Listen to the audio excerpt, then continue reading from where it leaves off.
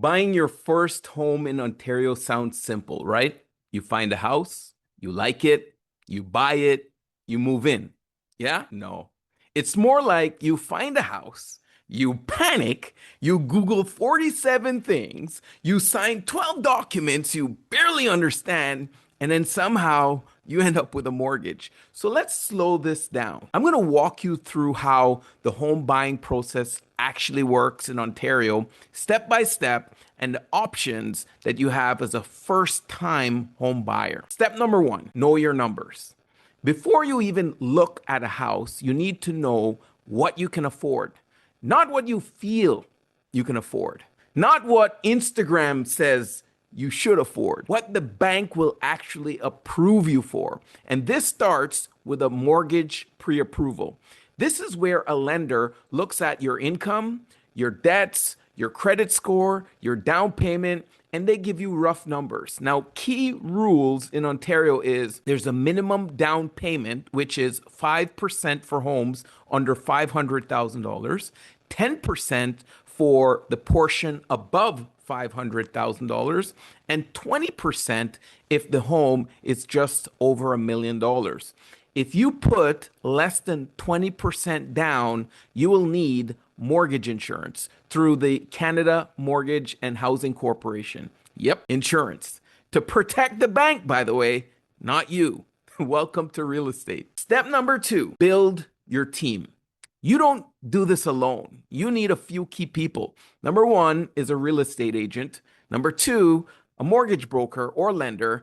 And number three, a real estate lawyer. Think of it like assembling a team before a big game. Your real estate agent is going to help you find and negotiate the property. Your broker helps you get the financing, and the lawyer makes sure you actually own what you just paid for. An important note, the seller typically pays the real estate commission, so working with an agent usually costs you nothing upfront. Step number three, house hunting. Now, the fun part. Looking at homes. This is where expectations meet reality. So online, you see an ad. It says there's a open concept house. It's modern, it's bright, it's move-in ready. You actually go and visit it, and in person, you're like, why is the kitchen in the living room? And why does everything lean slightly to the left? Stay focused on location, on budget, and also your needs versus your wants. And remember, your first home doesn't need to be your dream home. It just needs to get you into the game. Step number four, making an offer. You found a place. Now you make an offer. Your agent is going to prepare what's called an agreement of purchase and sale. This is going to include your offer price, the deposit amount, the conditions, and the closing date. Now, common conditions in Ontario are financing condition and home inspection condition. In competitive markets, some buyers remove conditions to win bidding wars. That's risky. That's like saying, I'll take the car. Don't worry about opening the hood. You got to proceed very carefully. Step number five, the deposit. Once your offer is accepted, you need to provide a deposit, usually within 24 hours. This typically is 1% to 5% of the purchase price. This money goes into a trust and it counts towards your down payment. In other words, you're officially committed now.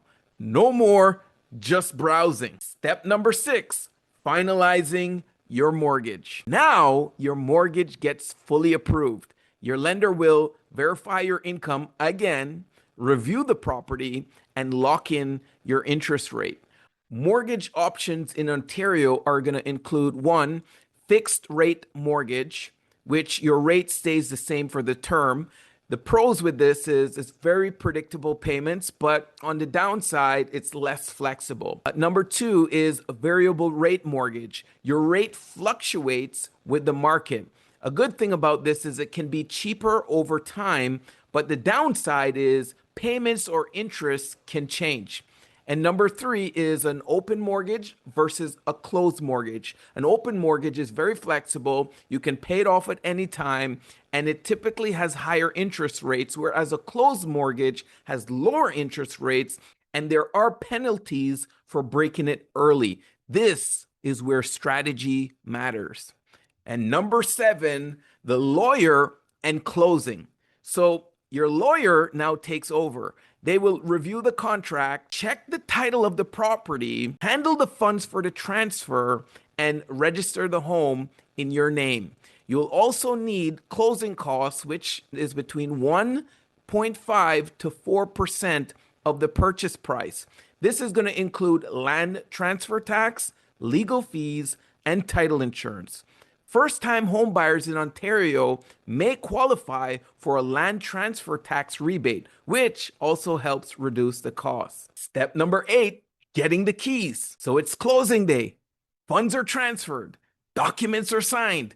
You get the key. This is the moment where it hits you. This is mine. Also, this is my responsibility. Now, there are some first-time home buyer programs. Let's talk about the options that can help you. Number one, FHSA, First Home Savings Account. These are tax-deductible contributions and tax-free withdrawals for your first home. Number two, RRSP Home Buyers Plan. You can withdraw up to $60,000 at the time of this recording per person or $120,000 per couple from your registered retire savings plan tax-free, but you must repay it over time. Number three, land transfer tax rebates. Ontario offers rebates for first-time home buyers. This program can make a big difference if it's used properly. Now, in closing, buying your first home is not just a purchase.